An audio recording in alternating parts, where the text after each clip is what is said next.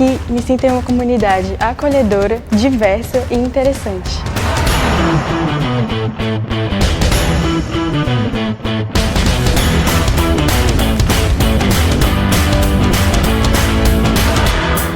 Eu gosto muito de sentar com os meus amigos, a gente conversa e compartilha as experiências que a gente teve ao redor do mundo. O que para mim faz diferença é ter professores que são totalmente acessíveis e que me ajudam a encontrar o meu caminho. O diferencial do DP não é só o que acontece dentro da sala de aula, mas as inúmeras atividades extracurriculares que enriquecem o aprendizado.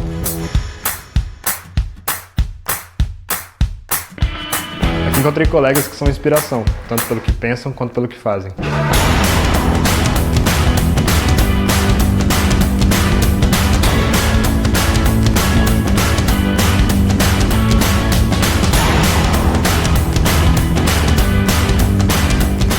Por mais seja um ambiente acadêmico, nós realmente nos importamos com as pessoas e com as aplicações no mundo real.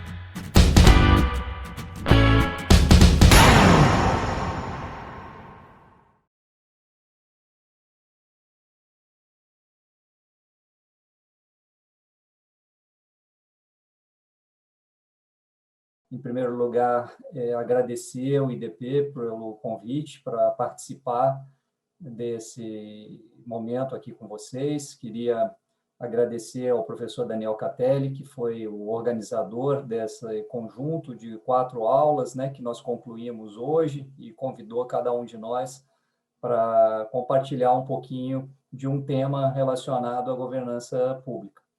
E o meu tema hoje aqui é sobre a Estratégia Federal de Desenvolvimento, né? Está encerrando esse ciclo de 4 aulas, e então agradeço cada um de vocês pela disposição de participar desse programa, dedicar seu tempo a estar aqui conosco. E eu preparei alguns slides só para aquecer um pouco o nosso debate, né? Trazer aqui algumas reflexões.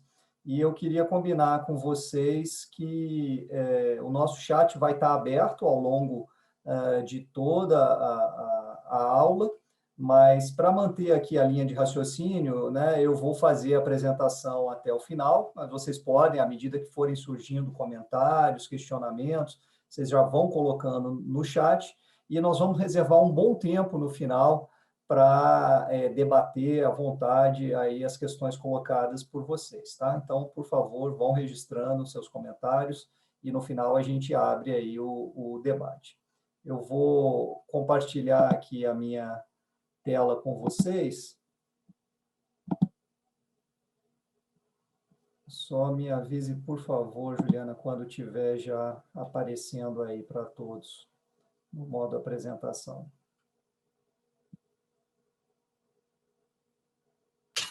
Pronto, tá sim. Ok.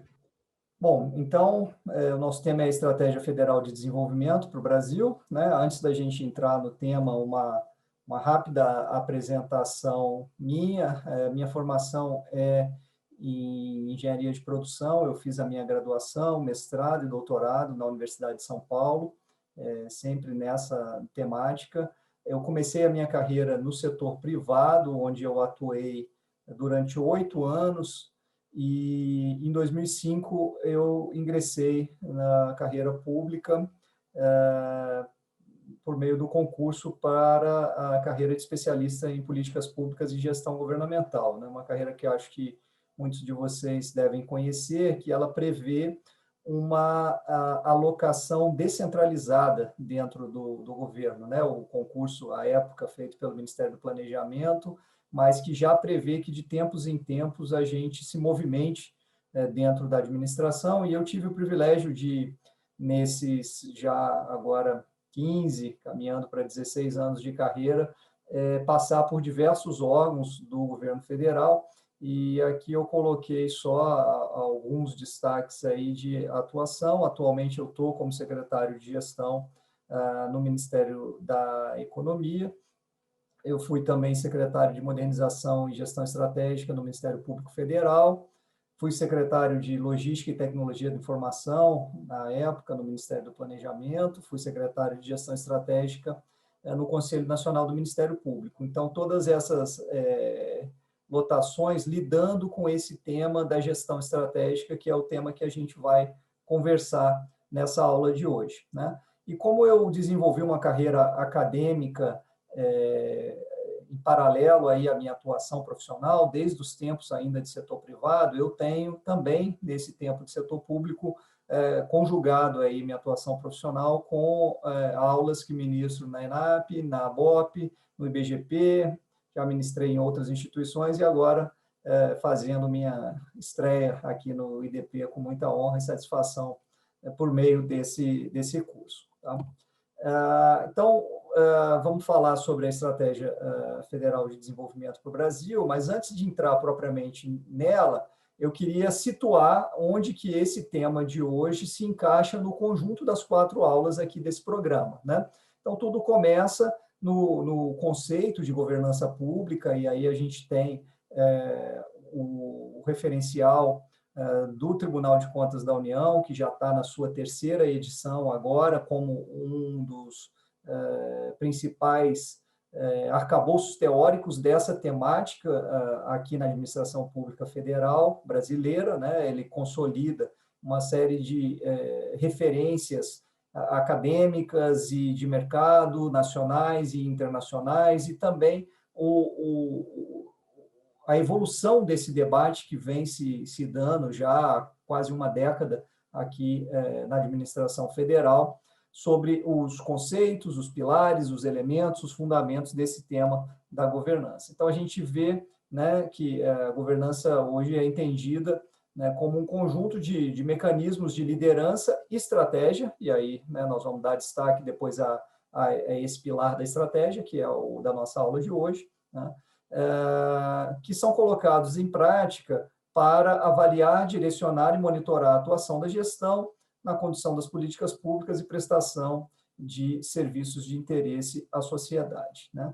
Se a gente volta na literatura especializada, esse conceito de governança, ele vem lá da teoria da agência, né, que é algo desenvolvido aí no campo das ciências econômicas, que surge a partir do momento que as empresas começam a crescer, né, e a gente deixa de ter aquelas empresas fundadas e geridas pelo próprio dono, as típicas empresas familiares, e quando elas começam a ganhar porte, surge a figura do administrador profissional, né?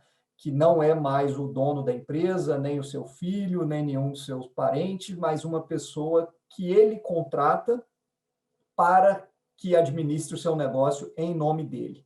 E aí, a partir desse momento, surge o que a literatura chama de um potencial conflito de agência, né? Que é como que nós instituímos mecanismos para garantir que essa pessoa que está colocada ali como presidente da empresa, como dirigente máximo, ele vai agir visando os interesses do dono da empresa ou de seus acionistas, se for uma empresa de capital aberto, e não no seu interesse próprio, né? Isso traz uma série de discussões aí no mundo acadêmico, no setor privado, e quando a gente traz esse conceito para o setor público, a gente observa que é uma relação que também é importante, porque, em última instância, né, nós administramos aqui uma instituição, se podemos chamar assim, chamada governo federal, cujo dono são os 211 milhões de brasileiros, né? Então, como garantir que a pessoa que está ocupando os diversos postos gerenciais que nós temos aqui, né, desde o presidente da República, mas não apenas ele, os ministros e toda a hierarquia que se segue aí no governo federal, como que esses agentes todos vão agir em prol dos interesses da sociedade e não em prol dos seus interesses particulares. E é aí que surge, então, essa discussão de governança e como que a gente estabelece esses mecanismos para nortear esse comportamento, né? O material do TCU, ele faz, desde a sua primeira edição, uma distinção muito clara dos conceitos de governança e de gestão, né? Justamente partindo desse arcabouço conceitual que eu coloquei, porque justamente o principal, aí no caso, que, né, no termos do governo é a sociedade, ele não tem como estar no dia a dia da gestão, seria praticamente impossível, né? Imagino toda decisão que nós formos tomar, submeter a um plebiscito popular, mesmo se nós instituíssemos aí votação eletrônica por smartphone, isso seria, na prática, inviável. Então, quem recebe o poder delegado de gerir, ele é responsável pelos atos de gestão, que tipicamente estão colocados aí nesse ciclo mostrado do lado direito da figura, em verde, né? Que é uma outra forma de representar o famoso ciclo PDCA, que se consagrou tanto na indústria japonesa e depois se disseminou aí tanto no setor privado quanto no setor público. Então, a gente planeja, a gente executa, a gente controla e a gente retroalimenta a função planejamento a partir do que a gente observa aí no resultado da execução. Mas, por outro lado, nós precisamos garantir esses mecanismos de governança, né, para que não interferir em cada ação concreta que o gestor toma no seu dia a dia, mas sim, novamente, para instituir os mecanismos que garantam um alinhamento entre essas decisões que são tomadas no dia a dia com os interesses do principal, no nosso caso aqui, a sociedade brasileira, né? Então, quando a gente fala de estratégia, a estratégia é algo que é implementado e executado no âmbito da gestão, mas cujas diretrizes vêm da governança, vêm do principal, porque é a estratégia que vai nos apontar o norte, vai nos apontar o referencial de destino, aonde a gente quer chegar, e a partir daí derivar uma série de planos e de ações a serem tomadas para que a gente possa chegar nesse alvo, né? Essa aqui é uma outra figurinha tentando representar aí numa forma mais de organograma, né? Então, começando assim da metade para baixo da administração pública, você vai ter ali a alta administração, formada pelas maiores autoridades, né? Ministros, secretários, presidentes de autarquias, de fundações, diretores de agências reguladoras e assim por diante. Embaixo dela, em cada órgão público, você vai ter uma estrutura hierárquica de diretores, superintendentes, gerentes, coordenadores e assim por diante, que são responsáveis pela gestão. Mas você tem uma série de mecanismos que o próprio arcabouço legal, normativo, que rege a administração pública federal estabelece para começar já a desempenhar esses papéis de governança, né? Então, primeiro você tem as chamadas instâncias internas de apoio à governança, aí do lado direito da figura, né? Então, áreas como auditoria interna, como ouvidoria, como diversas comissões e comitês que são muitas vezes colocados a depender da política pública para que as decisões sejam colegiadas. Algumas desses comitês têm representação até de agentes de fora do governo, dos diversos segmentos aí da sociedade envolvidos, e tudo isso começa a direcionar a atuação da alta administração do órgão, ou seja, não permite que ele esteja totalmente blindado e impermeável aos anseios da sociedade. Não é isso que a gente quer, né? Se nós trabalhamos para o público, a gente tem que estar o tempo todo com os nossos mecanismos de escuta e os nossos mecanismos de controle abertos a receber essas orientações e esses feedbacks que vêm da sociedade. A gente vai para o lado esquerdo da figura, tem De igual forma, as instâncias externas, né? Aí uma auditoria independente ou o controle externo, no nosso caso aqui representado pelo TCU, e as diferentes formas de controle social, que é algo que a gente valoriza muito, né? Por meio dos instrumentos de transparência, de prestação de contas e assim por diante, né?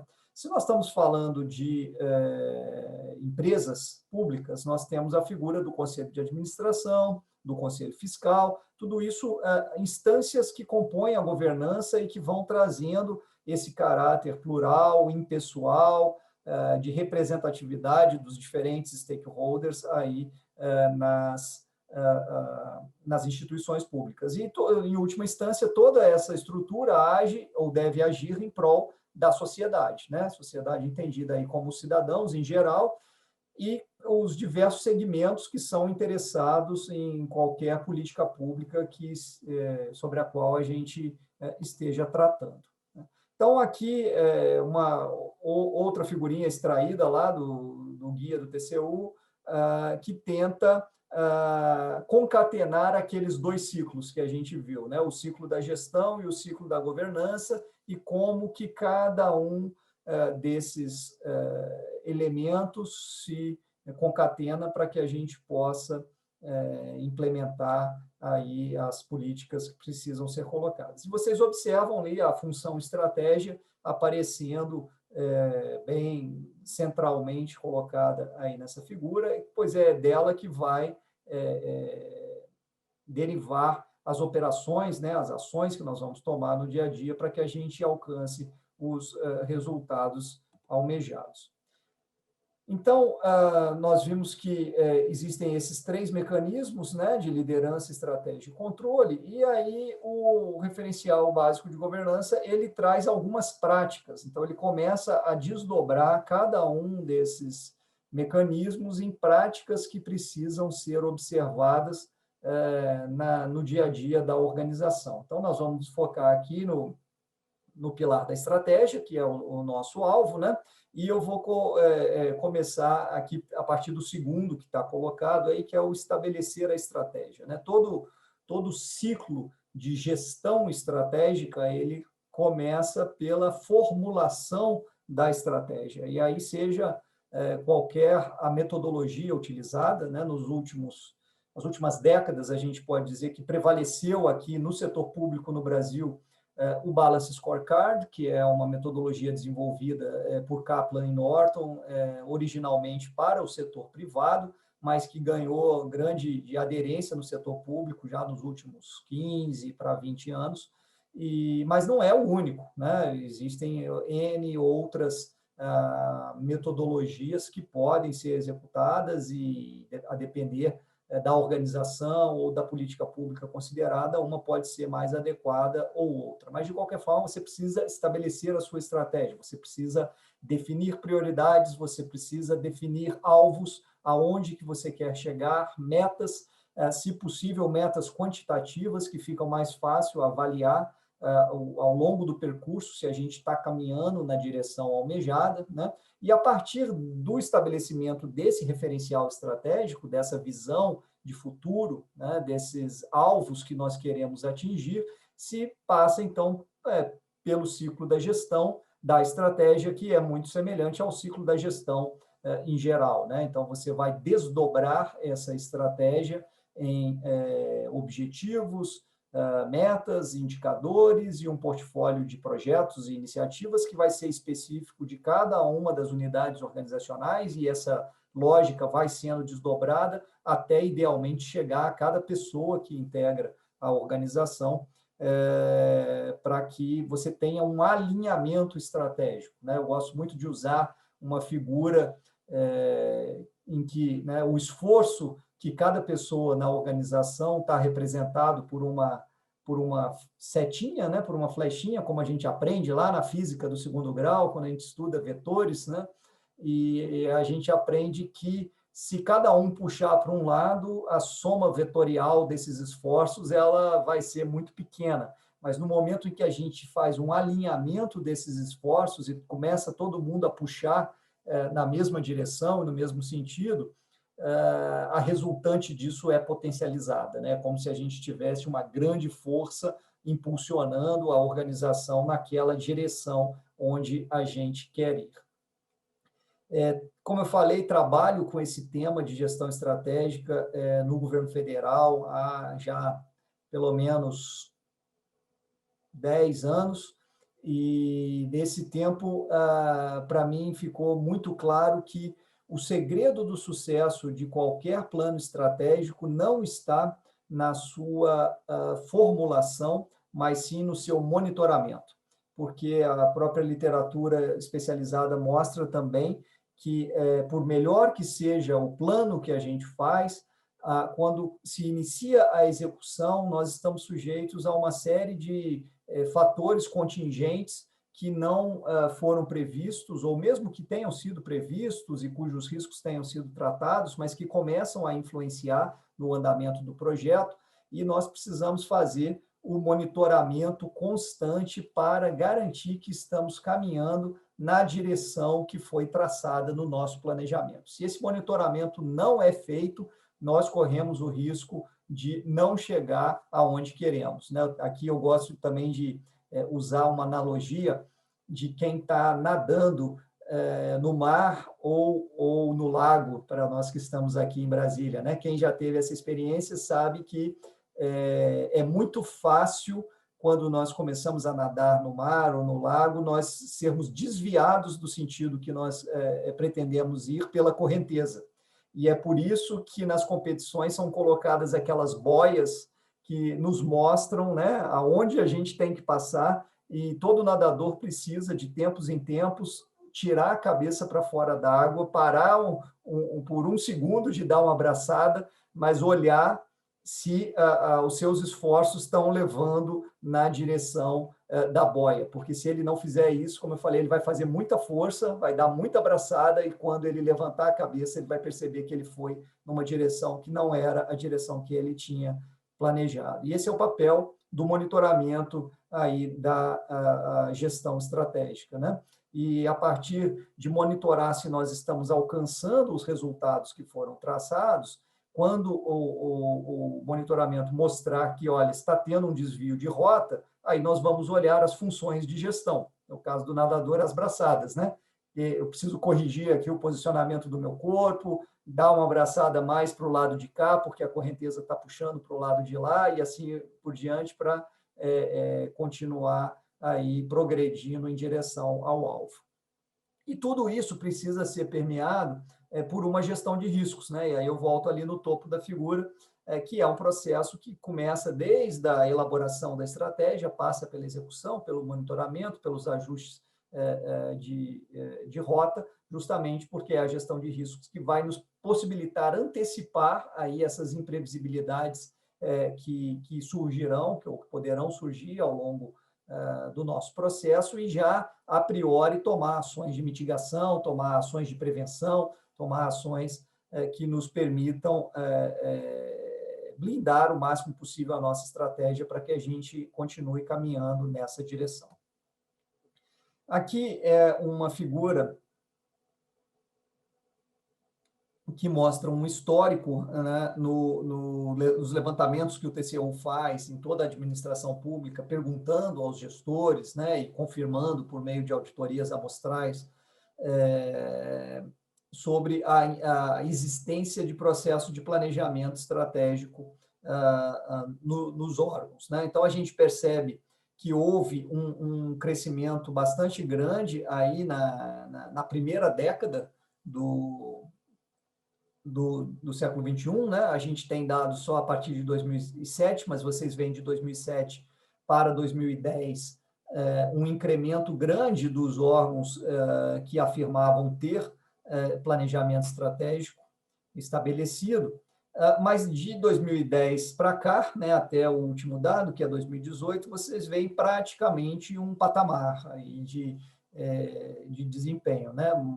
Pouca variação, um patamar alto, que é interessante, mas ainda não tendendo a alcançar os 100% dos órgãos, né? E também nos enseja outras reflexões a partir daí, de que se os órgãos, né, na sua maioria, acima de 80%, têm planejamento estratégico há pelo menos 10 anos, que resultados esses planejamentos estratégicos têm trazido para o órgão, mas mais importante do que tudo, né, do que para o órgão, é para a administração como um todo e para a sociedade, que é o nosso principal. A gente vai voltar nesse tema quando a gente falar da EFD, né, mas um dos grandes problemas que a gente visa combater com uma estratégia federal é justamente o desalinhamento entre os planos estratégicos dos diferentes órgãos e entidades que compõem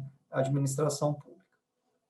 Bom, o TCU também publicou esse outro guia que é bem mais operacional, vamos dizer assim, né? Ele procura traduzir aqueles conceitos colocados no referencial de governança em alguns passos concretos para facilitar a vida do gestor aí a implementar o que está sendo preceituado ali e evoluir na maturidade do seu órgão. E aqui, novamente, a gente extraiu alguns passos que estão relacionados ao nosso mecanismo de estratégia, que é o foco da aula de hoje, né? Então, o passo 5 fala: estabeleça a estratégia e promova a gestão estratégica, né? E vocês vejam aqui que os passos estão muito relacionados a aquelas funções que apareceram ali na nossa figura anterior, né? Então, é preciso definir um modelo de gestão da estratégia, considerando riscos, transparências, o envolvimento das partes interessadas, alinhamento com diretrizes e prioridades de Estado e de governo, guardem isso aqui, que é outro ganchinho que nós vamos puxar lá na EFD, né? Ou seja, cada órgão, ao elaborar o seu plano estratégico, ele precisa estar alinhado com as prioridades do governo, no qual ele está inserido, e as prioridades do Estado brasileiro, que até transcendem ao governo daquele momento. Agora, se não há esse referencial superior, como é que você vai garantir esse alinhamento, né?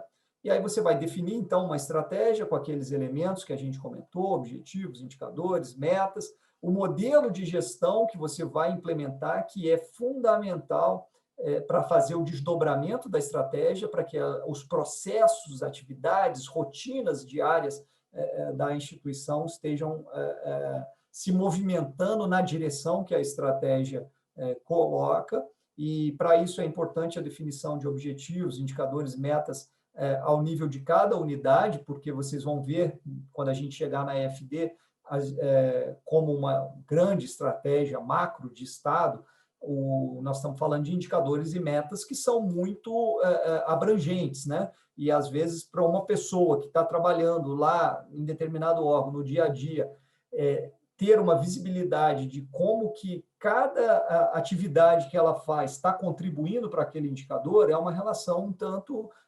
indireta, né? Então, o máximo que a gente conseguir descer nesse mecanismo de desdobramento, para que a gente tenha metas mais concretas e mais próximas da realidade de cada coordenação, de cada departamento, de cada unidade organizacional, mais fácil vai ser promover esse alinhamento. E também o monitoramento da estratégia, que, como eu falei para vocês, é o que nos permite avaliar ao longo de todo o período abrangido por aquela estratégia se estamos caminhando na direção almejada. Tá? Passo 6 fala em monitorar resultados, né? Então, e aqui a primeira recomendação é implante indicadores de desempenho. Quem aqui, né, gente, trabalha em organização pública, ou mesmo em organização privada, e já passou por um processo de planejamento, sabe que a parte mais difícil de um planejamento estratégico é a definição de indicadores, né? Porque indicador, por um lado, ele vai ser um reducionismo da realidade, não tem como a gente fugir disso, né? Porque as ações que cada um de nós faz no seu dia a dia impacta em diferentes dimensões e é impactada por diferentes fatores internos e externos à organização. Então, a gente traduzir tudo isso em 1, 2, poucos indicadores que vão ser aquelas métricas que nós vamos usar para, no final das contas, dizer obtivemos ou não obtivemos sucesso, é sempre um exercício de reducionismo, né? E a gente tende a encontrar muita resistência das pessoas a esse tipo de definição, porque elas vão dizer isso, olha, não, mas por mais que eu me esforce e faça o meu trabalho, eu sempre vou estar sujeito a fatores externos que podem impedir que eu alcance as minhas metas, mas isso não é, de forma alguma, demérito meu.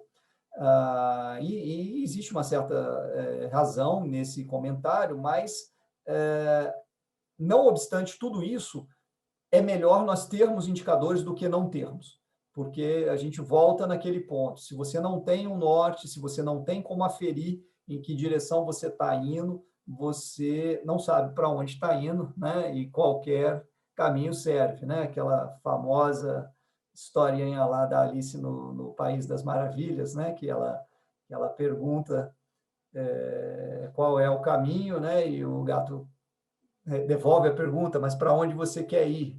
E ela fala, olha, eu não sei para onde eu quero ir. Então, ele fala, se você não sabe para onde você quer ir, qualquer caminho serve, né?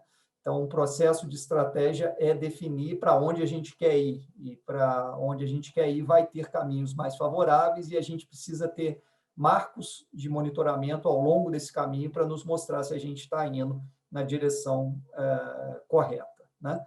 Um outro problema do monitoramento é o levantamento de informações, né?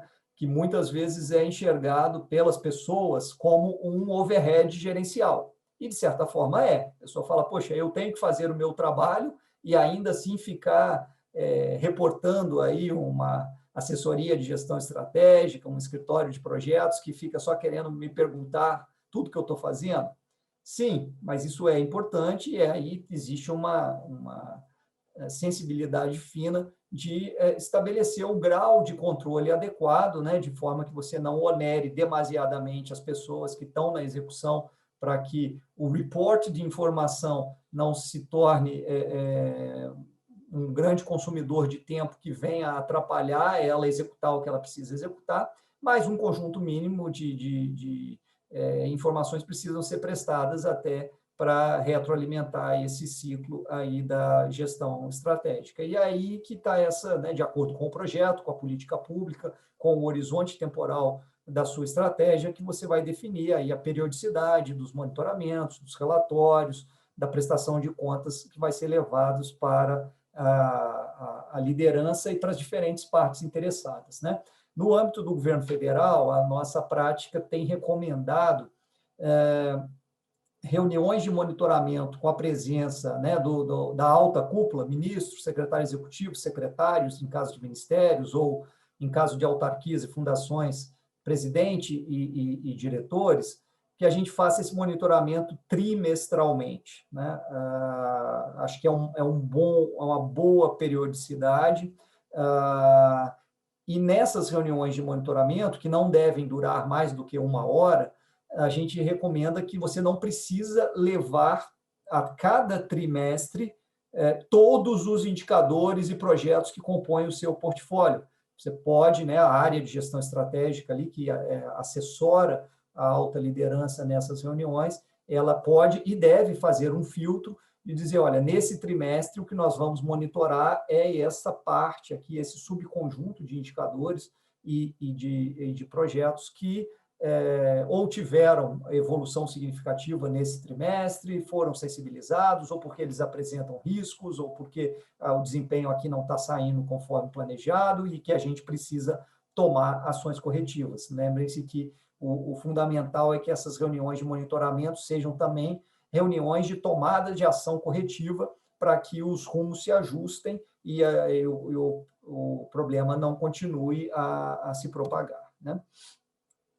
E aí a gente chega na importância de termos, então, instrumentos de gestão estratégica, né? Como eu falei, a cultura do planejamento estratégico, ela se disseminou na administração pública nas últimas décadas. Vocês viram ali o último dado dá conta aí de que 84% dos órgãos tinham um plano estratégico, mas o que a gente observou quando nós assumimos aqui a secretaria no início desse governo, né, de 2019, foram dois grandes problemas. O primeiro problema era uma disparidade de elementos nos planos estratégicos dos diferentes órgãos, né? E aí a gente procurou fazer um trabalho que, ao mesmo tempo, não fosse uma camisa de força, porque a gente sabe que o governo ele é muito plural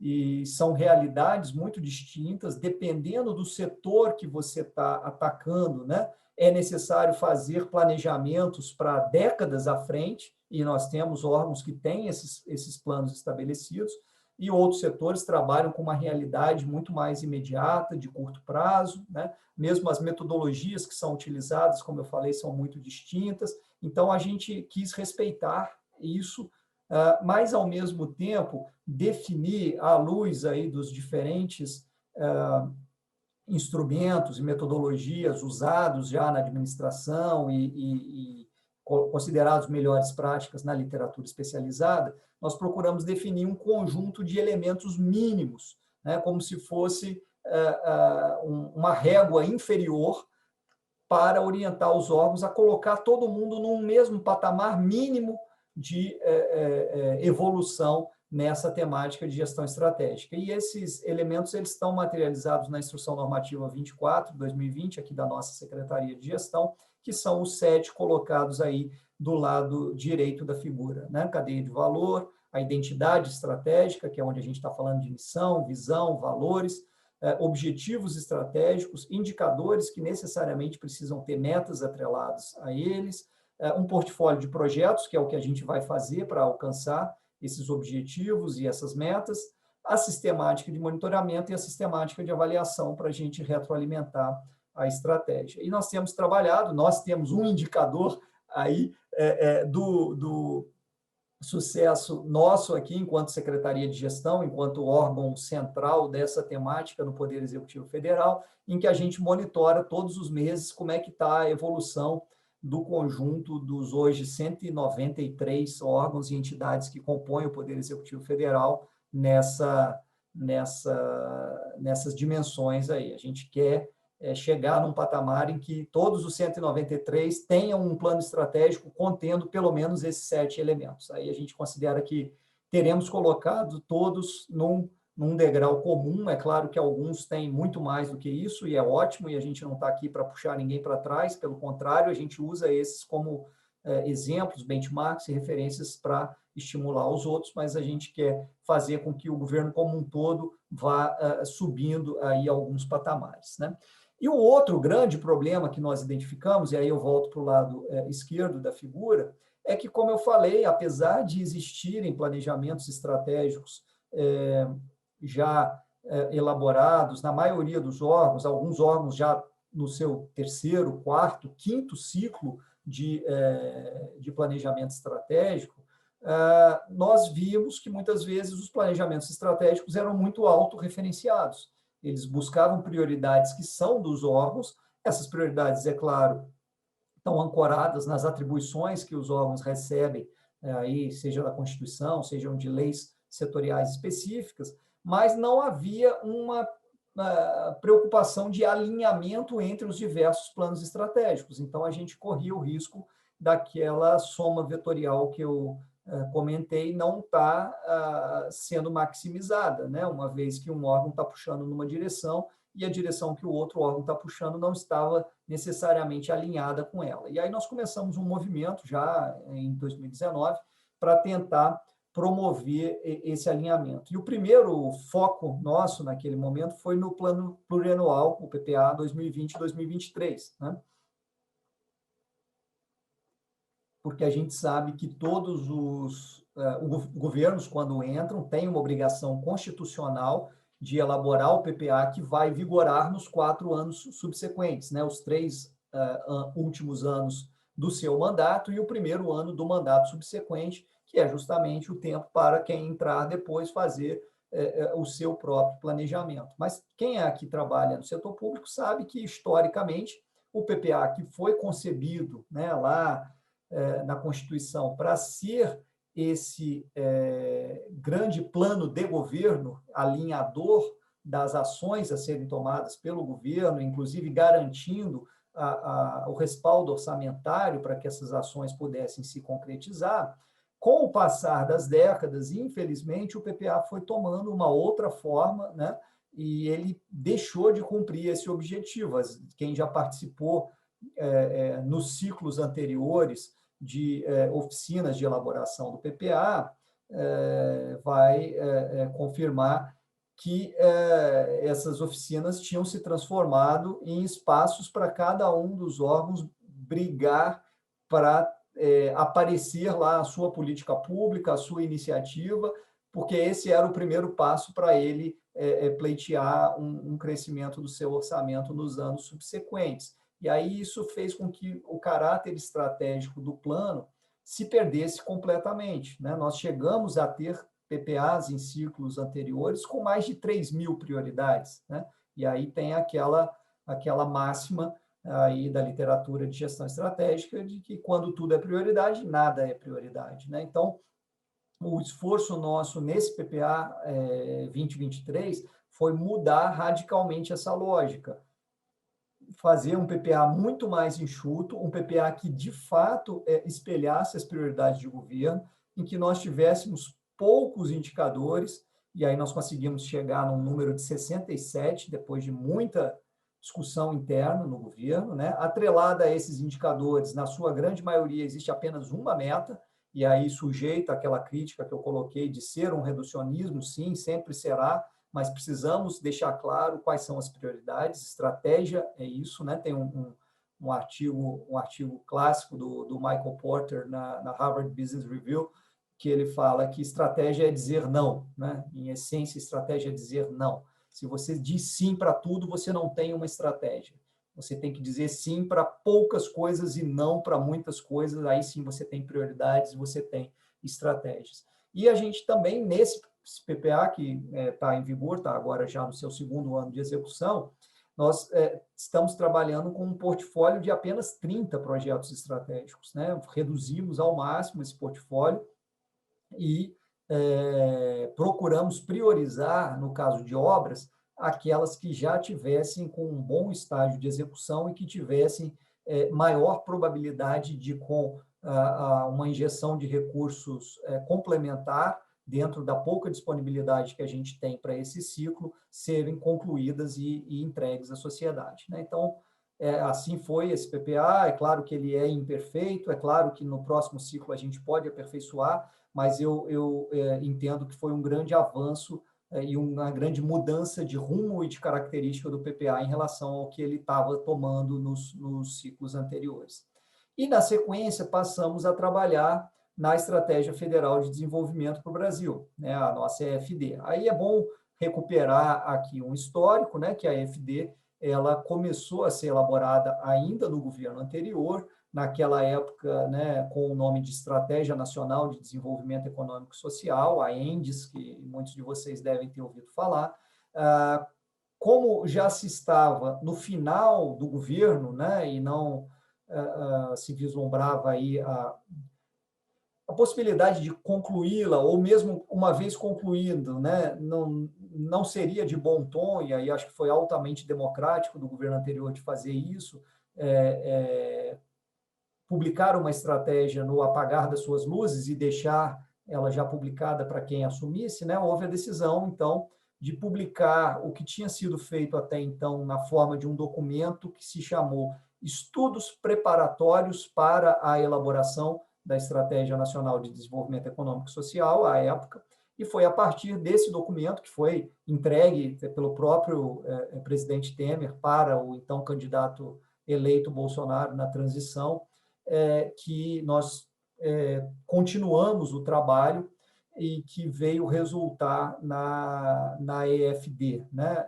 E aí passando naturalmente por um amplo ciclo de revisão, de discussão com os diferentes ministérios e órgãos de governo envolvidos e também da sociedade envolvidos em cada uma das suas políticas. Então, entrando agora, né, na segunda parte da nossa aula aqui, vamos mergulhar na EFD e conhecê-la um pouquinho mais a fundo, né?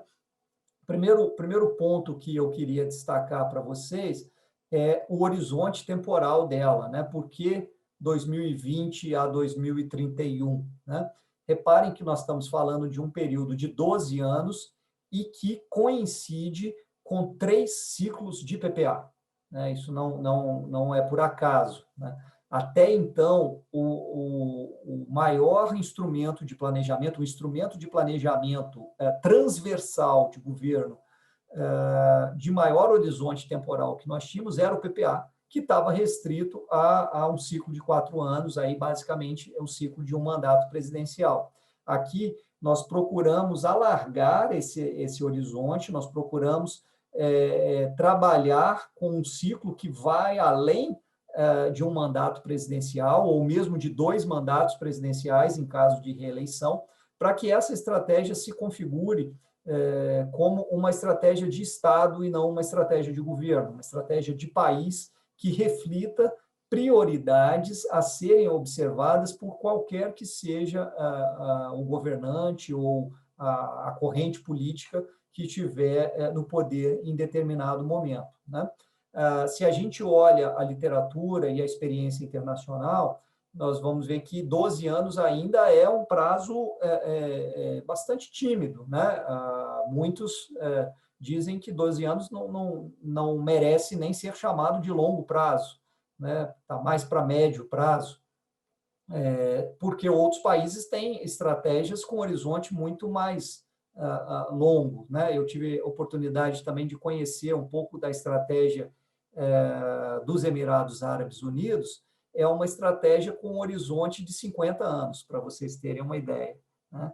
E agora, para nós aqui no Brasil, que, como eu falei, até recentemente não tínhamos nenhum plano estratégico que olhasse para além de 4 anos, trabalhar com 12 anos já nos pareceu um bom horizonte para esse começo. Né? A gente começa a recuperar uma cultura de planejamento de longo prazo que estava perdida no Brasil aí nas últimas décadas, e gradativamente a gente espera ir reinserindo isso na pauta do governo e da sociedade. Né? Eu queria convidar vocês a depois baixarem o documento. Coloquei aqui um QR Code para quem quiser, ou também se você digitar aí no Google Estratégia Federal de Desenvolvimento, você vai achar.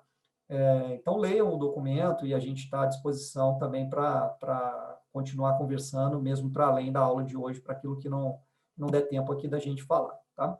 A metodologia de elaboração da EFD, ela está resumida aqui nessa figura. Começando aí na parte de cima, ela tem 2 grandes inputs. Né? O primeiro input são as agendas internacionais, são alguns compromissos que o Brasil é signatário a nível mundial, e aqui um destaque especial para os Objetivos de Desenvolvimento Sustentável, né, que foram propostos pelas Nações Unidas e subscritos pela quase totalidade nos países no mundo. E os ODS têm um horizonte muito próximo ao horizonte aí da EFD, eles têm um caráter bastante transversal, então foi uma das referências muito importantes consideradas aí na elaboração da EFD. Né? E a outra, né, são os cenários macroeconômicos, e aí a gente trabalhou com 2 cenários. Né? A gente sabe que o Brasil, apesar de, felizmente, né, nós termos estabilizado a nossa moeda já desde 1994, né, nós ainda passamos por um cenário de bastante desafio do ponto de vista fiscal. E a gente sabe que algumas reformas precisam ser feitas para garantir a solvência do Estado e do país a longo prazo. Então, a gente trabalhou com 2 cenários macroeconômicos, um que foi chamado de cenário de referência, que é a base, vamos dizer assim, é o cenário de que ele já prevê algumas reformas, não é ficar tudo como está, não, é caminhar as reformas de uma forma, vamos dizer, esperada, na velocidade esperada, é o cenário base, e nós trabalhamos com um cenário transformador só para poder fazer algumas contas e mostrar, olha, caso nós consigamos acelerar essas reformas, olha o impacto que isso daqui pode trazer nos diversos indicadores que a EFD traz, né? Então, esses são os dois principais inputs aí para a elaboração da estratégia. E aí, como não poderia ser diferente, como um plano estratégico que ela né, ela parte de um cotejamento entre onde nós estamos hoje e onde nós queremos chegar nesse horizonte temporal, que no caso aí é 2031. Né? E aí a gente procura construir esse caminho. Para eu sair do estágio que eu estou hoje, em cada uma dessas dimensões aqui que foram avaliadas, que a gente vai ver na sequência, e chegar nesse outro patamar, o que precisa ser feito. Né? E aí ela traz, então, nesse futuro desejado, ele traz as metas, alvo, né, as metas colocadas, como falei, ele é um exercício quantitativo e a gente vai ver as metas na sequência, e ela traz um conjunto de diretrizes, né, a gente achou por bem, sendo uma estratégia bastante macro, não descer no nível de projetos, mas sim trazer diretrizes que são a base para que depois cada ministério, cada autarquia, cada entidade do governo tome essas diretrizes, revise os seus planejamentos estratégicos, dado que a maioria já tem planejamento estratégico, ou elabore para quem ainda não tem, alinhando-os à EFD, certo? Bom, então, falei do cenário já, então, o cenário de referência pressupõe aí uma estabilidade econômica e reformas numa trajetória normal, e o cenário transformador seria se nós conseguíssemos acelerar o ritmo das reformas, impulsionando aí a produtividade da economia e alguns indicadores sociais, né? Aqui, para vocês terem uma ideia, né, sobre esses dois cenários, alguns parâmetros de referência que foram utilizados, né? Então, por exemplo, no cenário de referência, a gente está trabalhando aí com um crescimento anual médio do PIB de 2,2%. Reparem que não é nada assim extremamente arrojado, né? Pelo contrário, pelo que o Brasil já cresceu no passado, né? Ou comparando com alguns países hoje, notadamente asiáticos, crescem, é uma trajetória bastante modesta. Mas se a gente compara também com a nossa última década, né, que infelizmente a gente viu recentemente aí a divulgação dos números da década que se encerrou em 2020 e que infelizmente foi mais uma década perdida, né, não nos parece assim tão pessimista também esse número.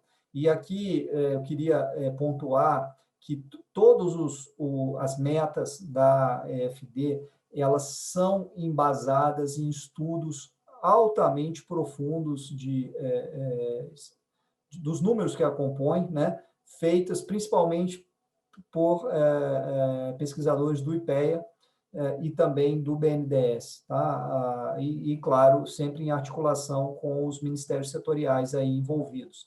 A gente teve uma preocupação de ser muito realista, Estamos falando, né, porque isso é outra lição também que a literatura nos traz aí na área de gestão estratégica, que se você coloca uma meta que é fora da realidade, que ela é inalcançável, ela tem o efeito contrário, né?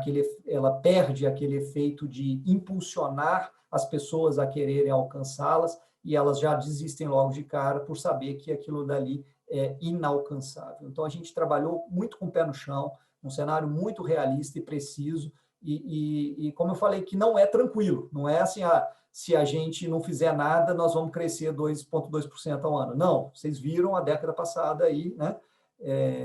Se a gente não fizer nada, ou mesmo fazendo alguma coisa, não vou dizer que não foi feito nada, né? Pelo contrário, muita gente trabalhou, mesmo assim a gente pode chegar num cenário até de redução do nosso PIB ao invés de de crescimento, né? Então, para crescer 2,2% ao ano, em média, né, ou 27% no acumulado aí do período, nós precisamos, de fato, caminhar na direção correta, né? Esse crescimento se reflete em termos de crescimento de PIB per capita em um pouco menos, né, 1,6%, dado que a população também vai crescer nesse período.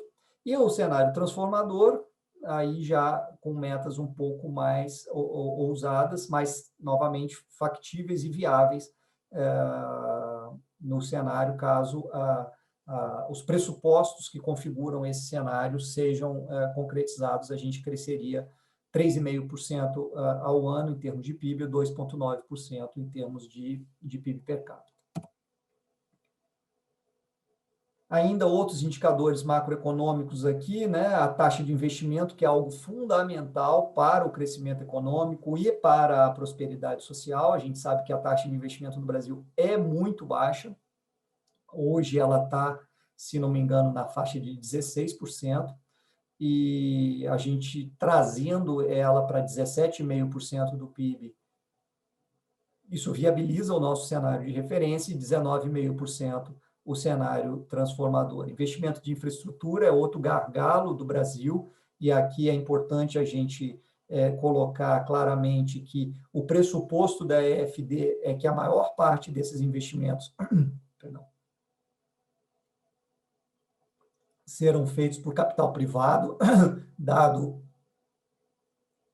o esgotamento da capacidade do investimento público e a necessidade ainda premente da gente crescer em infraestrutura. Então, a gente precisa destravar mecanismos de investimento privado para que a gente tenha pelo menos 1,8% do PIB aí investido anualmente em infraestrutura, ou idealmente chegando a 2,9%. Outro fator fundamental é a recuperação da nossa produtividade geral. A gente vê que os nossos índices têm decaído também. A produtividade do trabalhador brasileiro ela é muito baixa se comparada aos padrões internacionais, e isso precisa ser resgatado, e isso passa por uma série de dimensões, passa por melhor qualificação, melhor formação, mas passa também por emprego de mais tecnologia nos processos produtivos e assim por diante, né? Então, nós estamos colocando aí, novamente, patamares que são relativamente modestos, mas desafiadores ao mesmo tempo para a realidade que a gente tem hoje no Brasil. Bom, a partir desses cenários, então, macroeconômicos, nós estruturamos a estratégia em 5 eixos, né? E nós vamos falar na sequência sobre cada um deles. Temos o eixo social, o eixo econômico, o eixo institucional, o eixo de infraestrutura e o eixo ambiental, né? Existe uma diretriz principal que norteia toda a EFD, que é elevar a renda e a qualidade de vida da população brasileira com redução das desigualdades sociais e regionais, e nós temos, para cada um desses 5 eixos, também uma diretriz que está colocada como a principal daquele eixo, né? E aqui eu chamo a atenção, por exemplo, no eixo institucional, que a diretriz é aprimorar a governança pública, que tem tudo a ver com o que nós estamos falando aqui nesse nosso curso, né? Mas, de igual forma, aí na infraestrutura o foco está em competitividade, na área ambiental está em sustentabilidade, na área social está em igualdade de oportunidades, e na área econômica está em aumento de produtividade. Vamos ver um pouquinho de cada um desses eixos e das suas metas. Como eu falei que a gente precisa trabalhar com metas quantitativas, então nós estabelecemos para aquela diretriz geral, né, que foi colocada ali, que é melhorar a qualidade de vida do cidadão brasileiro, nós procuramos um indicador, no caso um índice aqui, né, que é uma composição de indicadores, que mostre que nós estamos caminhando nesse sentido. E aí nós adotamos o IDH, porque também uma outra diretriz de todo o processo de elaboração da EFD foi nós trabalharmos com indicadores internacionais, sempre que possível, né? Para que a gente se meça em comparação com outros países, ou, idealmente, seja medido até por avaliadores externos que dê total isenção e transparência aí nesse processo. E o IDH ele é consagrado hoje, né, mundialmente como um índice que bem representa bem-estar social. Ele é composto de 3 componentes, aí, né, um relacionado à educação, outro à saúde e outro à renda. E se a gente conseguindo crescer nesses 3 componentes, a gente tem uma pontuação aumentada no índice. Nós temos hoje, né, a linha de base que a gente tomou, o dado mais recente que nós temos é de 2018, em que o Brasil estava com um IDH de 0,761, que na metodologia das Nações Unidas cai na faixa que eles consideram IDH alto, mas nós queremos chegar no IDH considerado muito alto, que é o acima de 0,8. Né? Então, no nosso cenário de referência, a gente vai aí para um IDH de 0,808 em 2031, podendo chegar a 0,842 no caso do cenário transformador. E, de igual forma, para cada um dos eixos, aí nós temos um conjunto de indicadores e metas que foram estabelecidos, e isso aqui são os grandes referenciais para o desdobramento e o alinhamento da estratégia em todo o governo, nas diferentes áreas, né? Então, começando aqui pelo eixo econômico, né, a variação real do PIB per capita, a gente tem uma meta de ter 1,6%, né, já tínhamos falado, na média do período aí 2021-31, até o final aí do horizonte da estratégia. A variação real da produtividade do trabalho, a gente quer ter também um crescimento médio de 0,8% ao ano no período. Taxa composta de subutilização da força de trabalho, esse é um indicador importante, né, e que volta e meia entra no debate. Essa semana mesmo a gente estava vendo aí na mídia debate sobre o indicador taxa de desemprego, né, e sempre aparece a crítica aí na mídia, né, de que, olha, a taxa de desemprego não é um bom indicador, porque ela só mede aquelas pessoas que estão desempregadas e que, no período considerado, procuraram emprego. Se a pessoa não procurou emprego, ela não entra na taxa de desemprego, então ela pode estar mascarada ali, né? Quando eu falar a taxa de desemprego está em 12%, em 13%, na verdade, existem mais gente que não está ocupada do que aqueles que aparecem ali. E é por isso que a gente usa esse indicador aqui, que expressa todo esse cenário, a subutilização da força de trabalho. Ou seja, nosso indicador mostra o seguinte, que em 2017, 23,9% da população brasileira não estava trabalhando na sua plena capacidade, ou estava desempregada, ou estava subempregada, né? E a gente quer baixar isso, naturalmente, a gente quer gerar emprego, quer inserir as pessoas no mercado de trabalho, e, portanto, a nossa meta no cenário de referência é 17,3% em 2031, chegar, né, numa curva descendente até esse patamar lá. A corrente de comércio exterior brasileira é outro indicador importante, porque o Brasil é uma economia ainda muito fechada, se comparada às economias mundiais, né? Então, a corrente de comércio, ela mede a soma importação e exportação, ou seja, o quanto que a gente transaciona com o exterior, e isso é importante até para alavancar a competitividade das nossas empresas. Então, a gente espera chegar aí em 2031 com uma média no período, né, oscilando aí ano a ano, mas que em média dê 29,9% do PIB de corrente de comércio exterior. E temos o índice de competitividade global, esse é um índice medido pelo Fórum Econômico Mundial, que considera uma série de variáveis que compõem o quão competitivo é o país e as suas empresas no cenário internacional. Então, a gente quer, novamente, aumentar a nossa competitividade, sair de uma medição de 60,9 em 2019 para chegar em 65, pelo menos, em 2031.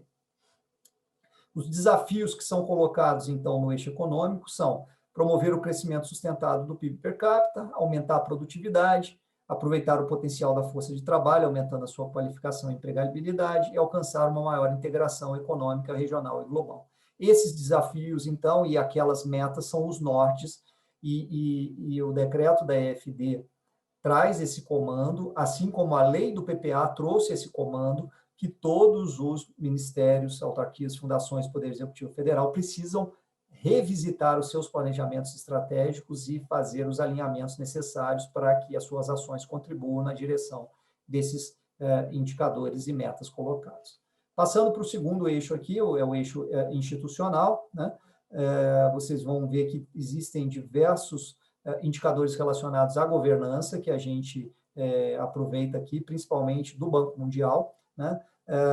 Primeiro, dentro do índice de competitividade global do Fórum Econômico Mundial, aquele que a gente já tinha mostrado lá, a gente quebrou esse indicador e dentro dele existe um pilar chamado instituições, que a gente quer fortalecer aqui as instituições, e a gente quer, então, sair numa escala aí de 0 a 100, que na última medição a gente estava em 48,1, chegar em 49,3. E, de novo, gente, para cada um desses indicadores foi feito um trabalho criterioso de desdobrar o indicador, de ver, olha, se a gente implementar isso daqui, quantos pontos isso vai resultar? Se a gente implementar mais isso, quantos pontos? E aí traçado um cenário factível e realista de que não é um desejo, eu quero sair de 48,1 e chegar em 49,3. Não, eu vou chegar a 49,3 se eu fizer A, B, C e D, e que é o que a gente pretende fazer até 2031. Tá? O Banco Mundial, então, tem um indicador também que está se tornando famoso até aqui no cenário nacional, que é o chamado Doing Business, né, que mede a facilidade de se fazer negócio. Então, quanto tempo eu levo para abrir uma empresa, para obter os alvarás de funcionamento, para pagar impostos e obter o registro na junta comercial, enfim, todos as ações necessárias aí para colocar um negócio rodando, né? O Brasil está muito mal nesse indicador, né? Numa escala de 0 a 100, a gente tem aí 59 pontos, mas a gente está aí mal colocado no ranking global e a gente está tomando uma série de ações para melhorar a nossa posição nesse ranking, e para isso a gente quer chegar pelo menos em 67 pontos em 2031. O Banco Mundial tem os chamados indicadores de governança, e esse indicador de governança ele também é quebrado em várias dimensões, e algumas dessas dimensões foram pinçadas e colocadas aqui como metas na EFD. Então, tem uma dimensão que é relacionada à voz e accountability. Isso tem muito a ver com transparência, com participação da sociedade nos processos decisórios do governo, né? E aí a gente quer subir de 60,59 para 65,88. A questão da estabilidade política, que mede uma série de coisas aí do processo democrático, da regularidade das eleições, do respeito às decisões do Poder Judiciário e assim por diante. A gente quer ter um crescimento expressivo, né? Sair de 31,9 para 57 em 2031. Eficácia de governo, que também pondera uma série de variáveis, a gente quer sair de 36 para 63, né? E aqui acho que vale mencionar também o processo de acessão do Brasil à OCDE, né? Uma decisão que o governo tomou e que tem direcionado muito os nossos esforços, uma meta colocada do Brasil ser aceito como membro da Organização de Cooperação e Desenvolvimento Econômico, não apenas porque a gente quer fazer parte do clube dos países ricos, como se costuma dizer, né? Mas porque, para entrar na OCDE, nós temos que seguir uma série de mecanismos e diretrizes institucionais que nós acreditamos que vão robustecer a governança, a democracia, a institucionalidade no Estado brasileiro. Então, o Brasil é hoje dos países ainda não membros, o que já adota o maior número de diretrizes da OCDE, mas tem todo um plano de governo capitaneado pela Casa Civil para a gente crescer rapidamente e adotar várias outras boas práticas, e estão sendo feitos diversos estudos, peer reviews com outros países, para que a gente adote essas melhores práticas que nos levem à OCDE, mas muito mais do que isso, nos fortaleçam institucionalmente, né? Nós temos aí também o pilar da qualidade regulatória, né, que a gente também quer dar um salto. Aqui a gente teve um avanço importante, que foi a lei das agências reguladoras, conseguimos aprovar já nesse governo, e temos tomado uma série de medidas, né, a independência do Banco Central recentemente, enfim, fortalecer todas aquelas instituições que são responsáveis pela regulação do ambiente econômico no Brasil, para que a gente tenha transparência, isenção e um ambiente favorável a fazer negócios. Fortalecimento do Estado de Direito, né, tem a ver também com questão de democracia, com rule of law, respeito aí aos normativos, à legalidade, enfim. Controle da corrupção é outro tema caro aqui no Brasil, né, e que a gente avançou muito nas últimas décadas, mas que a gente precisa continuar avançando, e temos metas aí arrojadas, sair de 40 para 63 pontos, numa escala de 0 a 100. E governo digital, esse é um trabalho, né, mais próximo aqui, feito pela nossa secretaria irmã aqui, que é a Secretaria de Governo Digital, que a gente está transformando para os canais digitais todos os serviços que o governo presta em canais presenciais e que podem ser ofertados em canais digitais. Isso traz muita economicidade para o governo e traz muita conveniência para o cidadão e para as empresas, que diminuem os seus custos de transação para serem mais competitivos, né? Então, aqui os desafios são melhorar a governança do setor público, aumentando sua eficiência, eficácia e efetividade, ampliar a competitividade do Brasil, nos aproximando das economias desenvolvidas, aí tipicamente o OCDE, né, e garantir a nossa soberania e os interesses nacionais. Passando para o terceiro eixo, é o eixo da infraestrutura. Aqui nós temos só 3 indicadores, índices que foram colocados aí como referência e que norteiam o trabalho de todas as áreas do governo envolvidas com infraestrutura, né? Um é participação das obras de infraestrutura no PIB, que eu já tinha colocado, né, que a gente quer aumentar aí de 1,3% para pelo menos 1,8% do PIB ao ano de investimento em infraestrutura, dado que isso ainda é um gargalo para a nossa competitividade. Lá naquele índice de competitividade global que vocês viram no slide anterior, né, várias dimensões dele, a dimensão de infraestrutura ficou aqui nesse eixo, né, que a gente quer avançar também, de 65 para 68, e a porcentagem de domicílios com condição satisfatória de bem-estar, né, sair aí de 55% para 65%, aqui também ponderando uma série de indicadores, ter água, esgoto, energia, acesso à internet, enfim, uma cesta aí de serviços de infraestrutura que se considere de bem-estar social, né? Os desafios são ampliar, então, os investimentos em infraestrutura, melhorar o nosso desempenho logístico e proporcionar mais bem-estar para a população.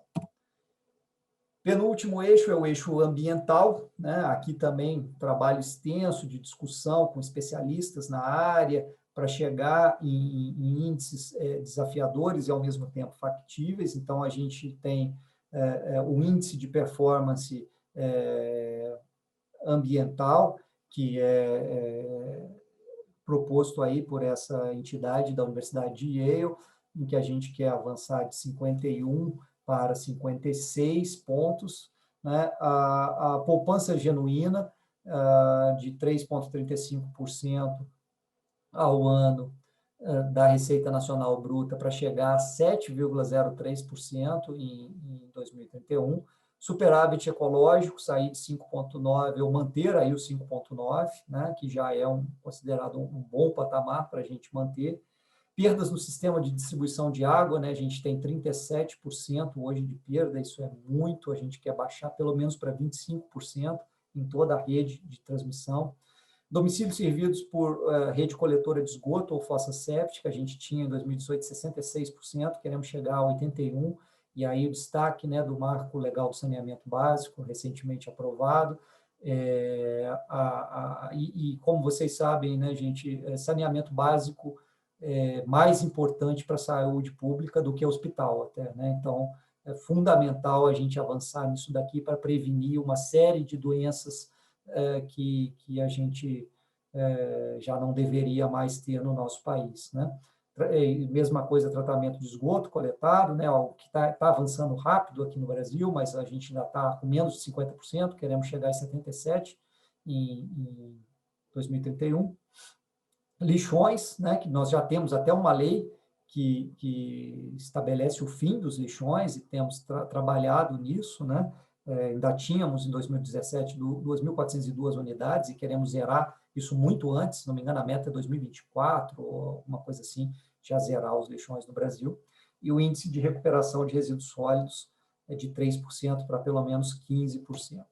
Os desafios na área ambiental, né, melhorar a qualidade ambiental urbana, implementar políticas, ações e medidas para enfrentamento das mudanças do clima, dos seus efeitos, né, assegurar a preservação da biodiversidade, redução do desmatamento, recuperação da vegetação nativa e promover negócios sustentáveis. E, por fim, o eixo social, né? Aí no eixo social vocês vão ver que tem dimensões relacionadas à educação, à saúde, à segurança pública e à pobreza, né? Então, vamos passar aí um por um. Na área de educação, adotamos novamente alguns números internacionais, o PISA, que é uma fórmula de avaliação comparativa entre países bastante estabelecida, em que o Brasil teve na última avaliação aí 400 pontos, a gente quer chegar pelo menos a 413. Adolescentes com 16 anos que concluíram o ensino fundamental, a gente tinha 74%, a gente quer pelo menos 92% dos nossos adolescentes concluindo pelo menos o ensino fundamental. O IDEB, né, que a gente usa, o Índice de Desenvolvimento da Educação Básica, sair de 5,8 para 7,2 para os anos iniciais do ensino fundamental e de 4,7 para 6,3 para os anos finais do ensino fundamental e no ensino médio de 3,8 para 4,7. Na área de saúde, também indicadores muito consagrados, que é a mortalidade na infância, né, mortalidade aí para menores de 5 anos, aí de 14 mortos para cada 1.000 nascidos vivos para 10,4. A esperança de vida ao nascer, que estava em 76 anos, a gente quer levar pelo menos para 78,78. E na área de segurança, a taxa de homicídio, que também é o indicador bastante usado em programas como Pacto pela Vida, né, e diversas ações aí que norteiam a segurança pública. Sair aí de uma taxa de 30 a cada 100.000 habitantes, com uma redução pelo menos de 1% ao ano nesse período até 2031. O índice Gini é um índice de concentração de renda, né? Quanto mais próximo de 1, mais concentrado ela está. A gente quer sair de 0,54 para 0,52. E a proporção de população abaixo da linha de pobreza, que a gente tinha 7,8%, em 19 chegar a 6,2%. Os desafios, ampliar acesso à educação e também a permanência na escola e a qualidade da escola, que está refletida ali no IDEB, no PISA, né? Melhorar o acesso aos serviços de saúde e a sua qualidade, reduzir a criminalidade violenta, sobretudo homicídios, reduzir a população abaixo da linha de pobreza e efetivar direitos fundamentais e cidadania. Então, é isso, gente, quis dar aqui uma visão bem geral da EFD. Aqui está o meu e-mail, né? A gente vai passar agora para a fase de debates, mas se eventualmente alguma questão não ficar respondida, ou se surgir depois que vocês lerem o documento e quiser trocar ideia, eu estou à disposição, tá bom? Então, obrigado pela atenção de vocês, estou tirando aqui o compartilhamento da tela para que a gente possa abrir ao debate, e aqui eu vou pedir a ajuda da Juliana, que enquanto eu apresentava aqui, acho que a Juliana estava monitorando aí o chat, então se já tiver perguntas, comentários que você quiser colocar, Juliana, está aberto, por favor.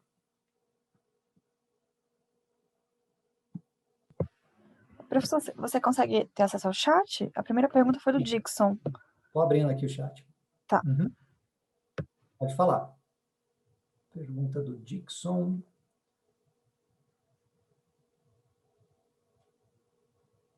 Dixon, podemos pensar a governança no setor público em termos de ESG, Environmental, Social, Corporate Governance, ou Social Responsible Investing? Eu acho que sim, Dixon, excelente pergunta. Esse tema de ESG está cada vez mais sendo falado aí no mundo corporativo, né? Ele já é parâmetro até utilizado por alguns fundos de investimento para escolher empresas na qual eles vão colocar o seu capital, e eu acho que ele tem tudo a ver com o setor público e particularmente com a EFD, né? As 3 dimensões consideradas aí no ESG, a gente pode fazer um paralelo aqui com 3 das 5 dimensões da EFD, né? Justamente ambiental, social e o que aqui a gente chamou de institucional, que tem muito a ver com com a governança corporativa, né?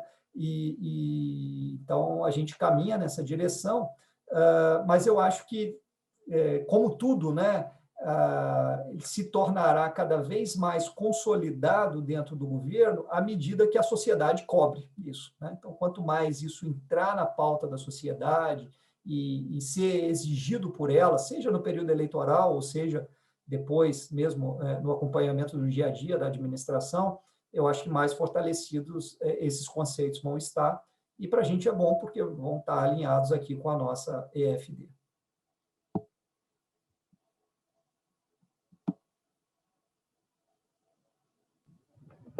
A próxima foi do Josmar.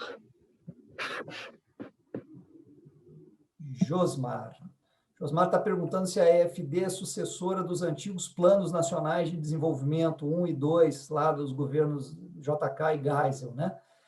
O que a gente procurou, Josmar, como eu falei, recuperar a capacidade do Brasil de pensar a médio para longo prazo, né? Se não me engano, pelo menos o plano do JK, ele ficou muito famoso como 50 anos em 5, né? Ele ainda, apesar de ser um plano muito ousado, ele tinha um horizonte de 5 anos e ele estava muito circunscrito ali ao período do mandato dele, porque tinha uma série de entregas que o presidente queria fazer, né, dentre elas a Brasília, e aqui a gente está procurando olhar para um horizonte mais longo, né? Como eu falei, colocar algumas diretrizes e algumas metas que sejam apropriadas pela sociedade brasileira, de forma que, independente de transições de governo, a gente continue remando nessa direção, né? Então, por um lado, sim, é uma recuperação da capacidade de planejamento e de planejamento mais ambicioso, vamos dizer assim, que o Brasil tinha perdido, infelizmente, pelo menos de 88 para cá a gente perdeu, mas com esse viés um pouco mais de Estado, né, e de um horizonte cada vez mais longo. A nossa ideia é até com o tempo ir ampliando esse horizonte de referência aí da EFD.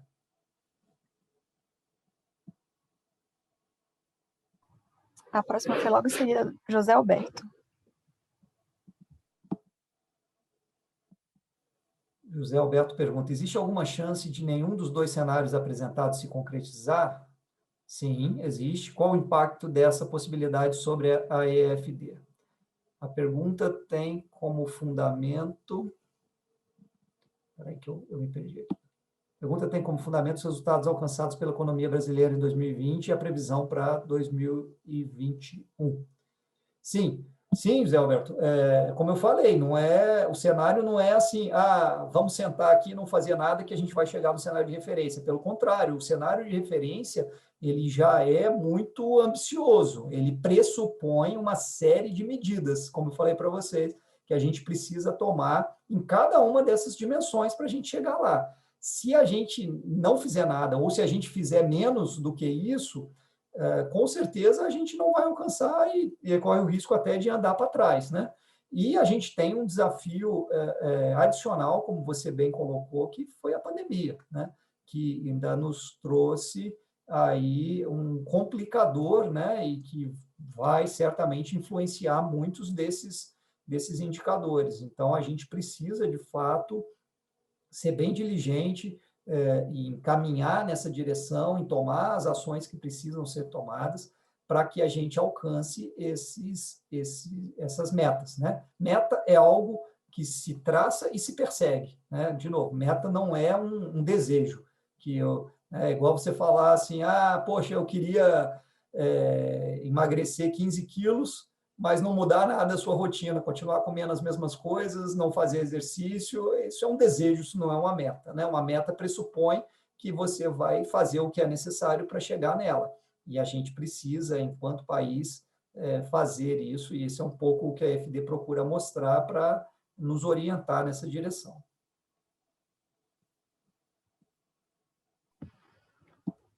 Ele segue com mais uma também, José Alberto. Não ficou limitado o desafio para o índice de governo digital, 0,73 para 0,75, parece ser um desafio muito tímido para o tamanho da transformação.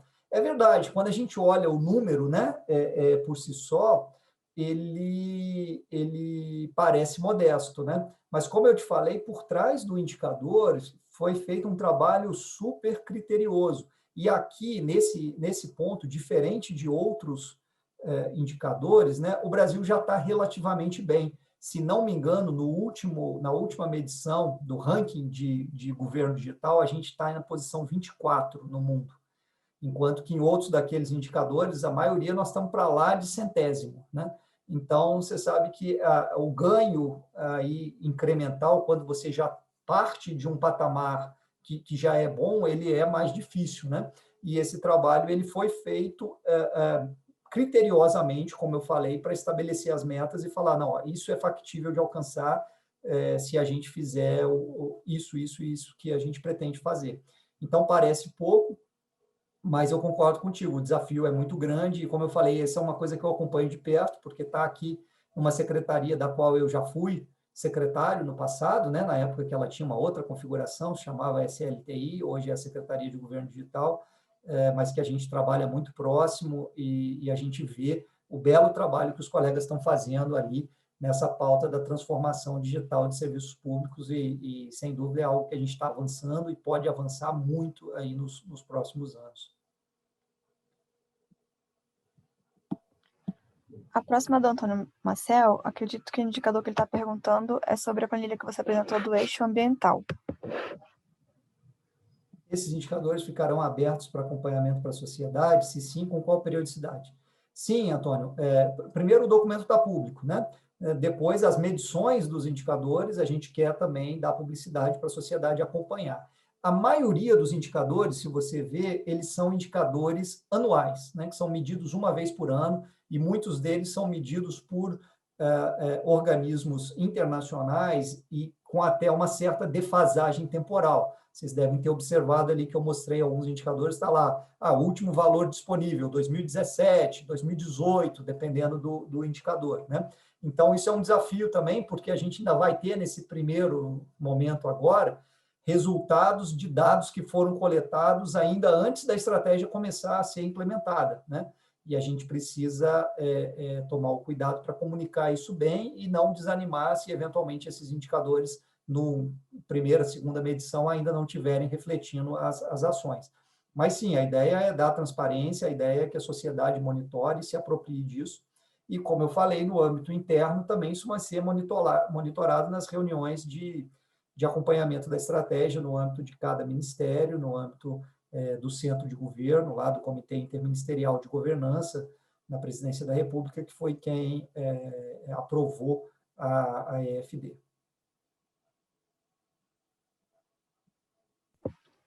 Próxima da Marisa. A Marisa está perguntando, diante da pandemia, você acredita que essas metas são factíveis? Teremos pela frente um período muito forte de recessão econômica. E o alinhamento com os estados dentro da EFD como está? Perfeito, Marisa. Sem dúvida, a pandemia é um desafio enorme para todos nós, né? Eu acho que nós ainda estamos dentro do furacão, né? Então, a gente ainda não tem nem a condição de avaliar o tamanho do estrago, né? Algumas coisas a gente já está vendo, outras a gente só vai ter real dimensão quando o furacão passar, né? E, eventualmente, alguma revisão de metas pode ser necessária. Importante que a AFD prevê que, de 4 em 4 anos, a cada ciclo de elaboração do novo PPA, se faça uma reavaliação das metas, tá? Como todo planejamento estratégico. Então, nós vamos ter um ciclo aí em 2023 de elaboração do novo PPA, né? Em que também, concomitantemente, será feita uma revisão da EFD, e, se for o caso, a gente faz alguma calibragem de metas ali. Mas é importante que, como vocês viram, o que está por trás dessas metas é a melhoria da nossa qualidade de vida como cidadão e como país, né? Então, a gente tem que brigar a despeito de todos os fatores externos que joguem contra para que a gente possa alcançar essas metas.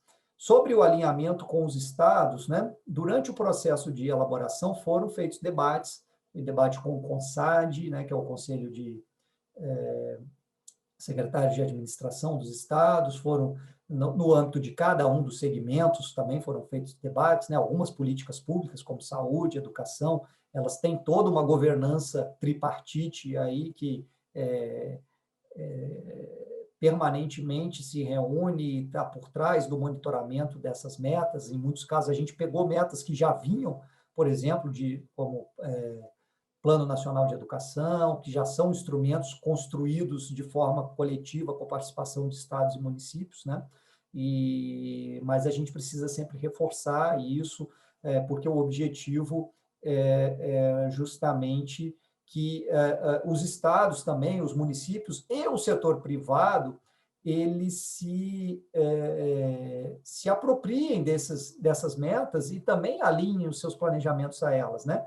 E aqui a tua pergunta me dá o gancho para até esclarecer uma curiosidade para vocês, né? Eu falei que quando esse estudo começou a ser elaborado, né, o nome que se dava era Estratégia Nacional de Desenvolvimento Econômico e Social. Por que a Estratégia Nacional depois virou Estratégia Federal? Porque a gente chegou na hora do ponto de institucionalizar, de aprovar, a gente se deparou com a seguinte questão jurídica. Para ser uma estratégia nacional, ela precisaria ser aprovada por lei e, para tanto, passar pelo Congresso Nacional. E ela foi publicada no ano passado, em que a gente já estava nesse contexto de pandemia e tudo, em que a gente sabe que toda a agenda do Congresso estava muito corretamente voltada para isso, né? Então, a gente preferiu publicar na forma de um decreto presidencial, e para isso se mudou o nome para federal, porque aí está dentro das competências do presidente da República de institucionalizar por decreto, mas ela não perde esse objetivo, essa meta, de que os estados, municípios e setor privado, como eu falei, também se apropriem dela e também contribuam para que ela caminhe. E nada impede de que, num segundo momento, ela seja alçada à estratégia nacional, com os devidos ajustes, se tiver que ser feito, isso é natural e democrático, aí por meio de uma lei.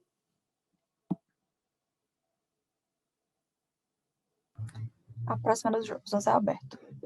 José Alberto perguntando aqui sobre a participação popular na construção da estratégia, né? Então, a gente fez consulta pública na época, tá? Inclusive, na época do governo Temer, eu me lembro, eu não estava no governo naquela época, e eu contribuí enquanto cidadão, eu soube da iniciativa, achei muito bacana, entrei no site, dei minhas contribuições pessoais naquela época, então outros cidadãos naturalmente contribuíram e participaram, e foram feitas discussões também com segmentos específicos da sociedade, como eu falei, em cada temática, infraestrutura, meio ambiente, saúde, educação, economia, enfim, sempre tem os diversos stakeholders aí, por meio das suas representações, que foram ouvidos e participaram dessa construção. Mas é sempre um desafio a gente ser o mais democrático, transparente e envolvente possível para que o máximo de pessoas e segmentos da sociedade participem e se apropriem dessa construção. A próxima é da Sheila. Sheila, mesmo com a adoção dos modelos de planejamento da administração pública, a estrutura de serviços prestados estarem frequentemente apresentando falhas é um reflexo da incapacidade técnica dos gestores? Bom, Sheila, pergunta complexa, né? Como eu costumo dizer, é uma pergunta que não dá para responder em 140 caracteres. A gente podia ficar aqui uma aula inteira debatendo essa tua pergunta. Eu acho que, primeiro, a gente tem que reconhecer que o governo é muito plural, né? É difícil a gente fazer qualquer tipo de generalização, de falar assim, os serviços públicos são bons ou são ruins. Depende de qual serviço a gente está falando, em que órgão, ou mesmo, às vezes, dentro de um órgão, a gente tem muita variação de acordo com a localidade do país, ou de acordo com o tipo de serviço. Tem órgãos que prestam serviços muito bons e outros muito ruins, né? Então, é difícil a gente generalizar. Agora, existe um sentimento comum, e eu compartilho desse sentimento, que é seu também, de que tem muito campo para a gente melhorar na prestação de serviço público. E eu não diria que é só por incapacidade técnica dos gestores, não, tá? A gente costuma dizer, né, a gente costuma criticar muito o governo por ser burocrático, né? Essa é uma crítica comum: o governo é burocrático, o governo é ineficiente, mas façam um exercício de observar os serviços privados que são prestados por uma série de empresas no Brasil, se vocês não vão encontrar também altíssimo grau de burocracia. Eu costumo dizer que a sociedade brasileira é burocrática, não é o governo que é burocrático. Às vezes a gente tem uma série de formulários, de informações que você precisa prestar 200 vezes. A gente parte de um pressuposto nas relações humanas no Brasil, dentro e fora do governo, a gente parte de um pressuposto de desconfiança, e isso, para o ambiente de negócios, isso é péssimo, péssimo. Isso traz um custo de transação altíssimo, né, para falar a linguagem aí dos economistas, porque a gente está sempre desconfiando do outro, a gente está sempre partindo do pressuposto que o outro vai passar a perna na gente, e isso nos leva a criar uma série de controles, a criar uma série de burocracias, a uma série de procedimentos que vão tornando o processo ineficiente, né? Eu acho que a gente tem uma oportunidade de transformação muito grande com a tecnologia, né? Acho que a transformação digital ela é um vetor disruptivo, porque o brasileiro ele é adepto da tecnologia, ele gosta, ele adota fácil, então qualquer solução que a gente traz embarcada em tecnologia, ela tem rápida aceitação e ela consegue ser transformadora, né? Mas para isso a gente precisa resolver alguns problemas de base, né, que a gente tem. Por exemplo, um projeto fundamental que os colegas aqui da Secretaria de Governo Digital estão capitaneando é o projeto da Identidade Civil Nacional, né?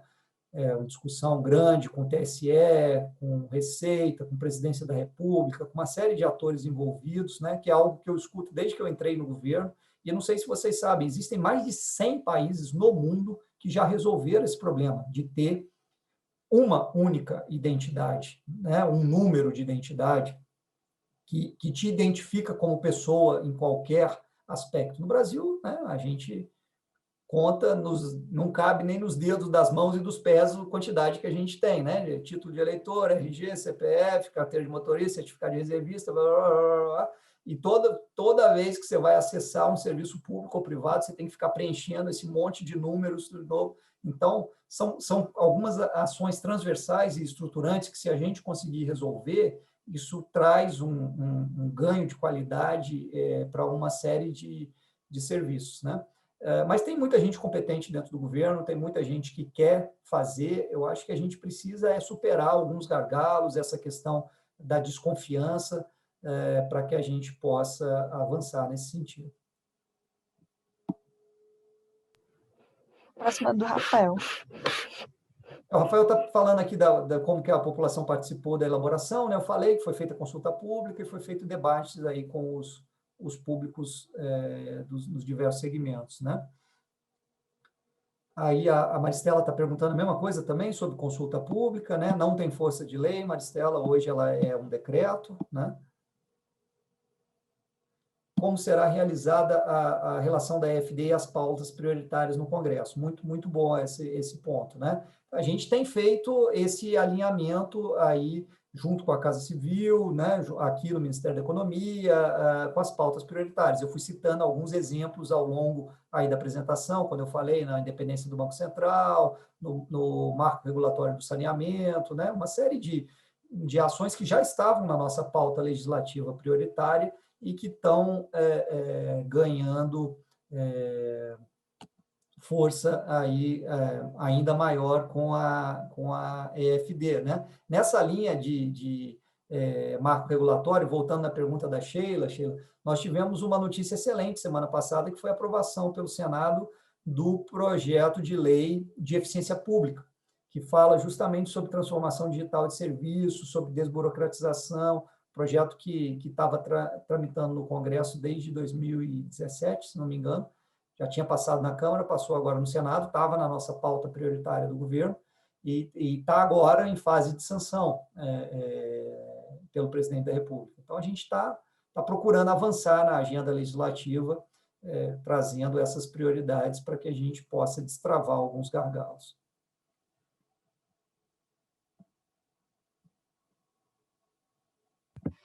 Mais abaixo temos uma do Rafael.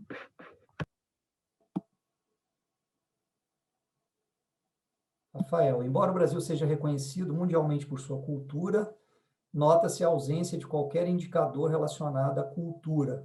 Isso reflete a política do atual governo de considerar a cultura como um item secundário, já vista a extinção do Ministério da Cultura.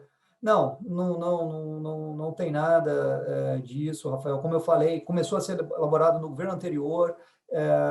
Isso tem a ver com aquilo que eu falei, de que a gente precisa ter prioridades. E se a gente parte para uma estratégia que quisesse contemplar as diversas atividades que o governo atua, né, a gente ia naturalmente passar de uma centena de metas, o que torna pouco gerenciável, tá?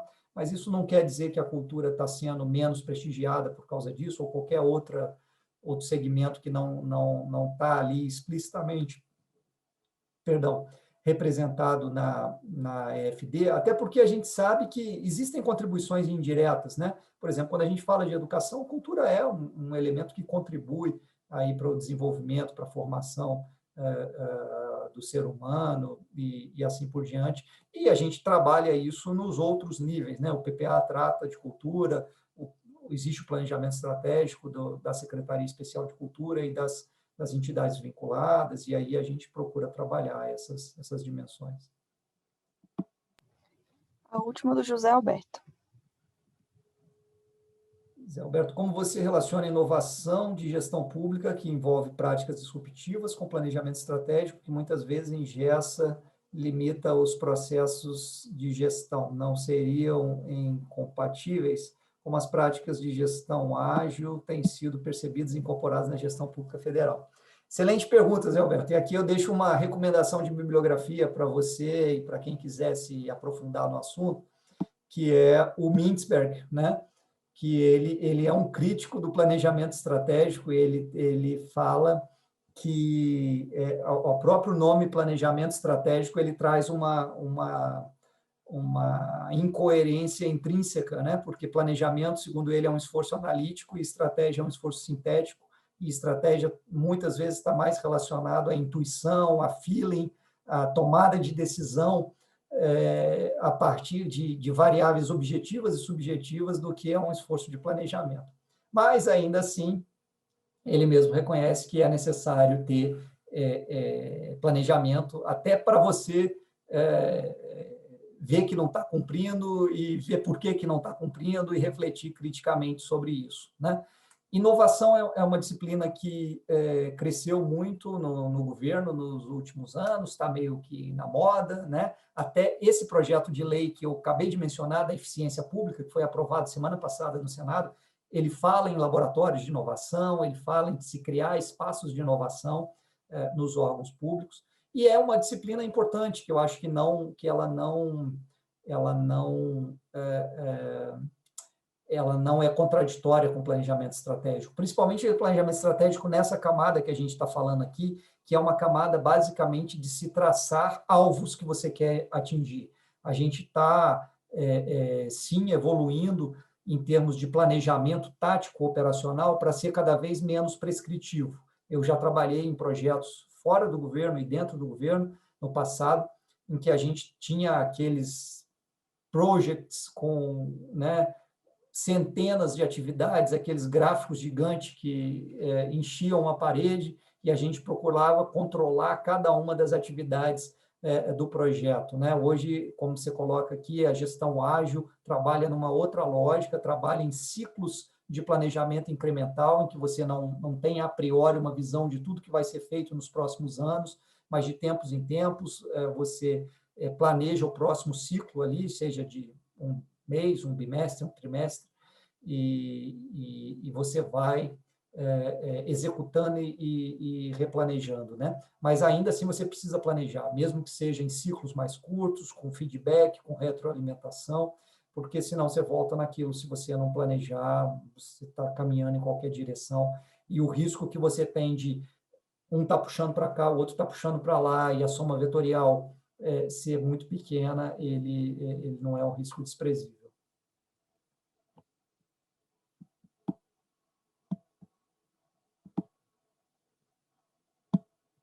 Chegamos ao fim das perguntas, né, Juliana? Sim, professor. Foram todas. Bom, pessoal, ainda temos mais uns minutinhos aí. Se alguém quiser colocar mais alguma pergunta aqui no chat, estamos à disposição.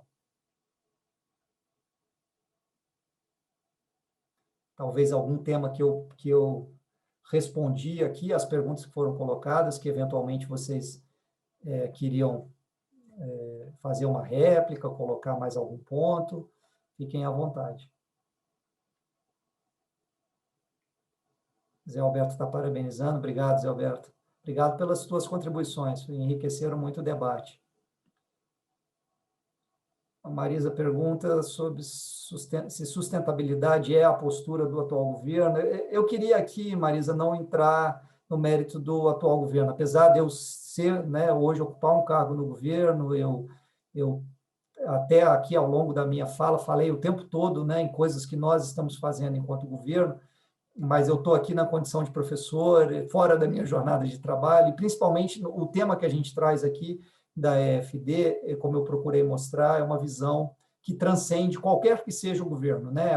É a ideia de se trazer algumas prioridades de país, e eu acho que essas prioridades elas vão ser tão mais consolidadas e, de fato, independer de qual governo que estiver a cada momento, quanto mais a sociedade se apropriar delas, né? A gente vê que se tem uma coisa que a classe política faz muito bem, e aqui, isso aqui não é nenhuma ironia, é um elogio sincero, a classe política capta muito bem o que a sociedade está dizendo, né? Nós, burocratas, nós temos muito mais dificuldade para isso.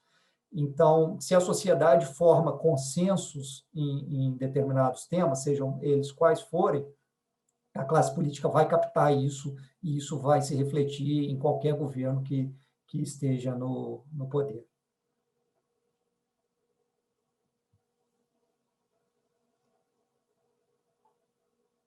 Mais alguém, pessoal?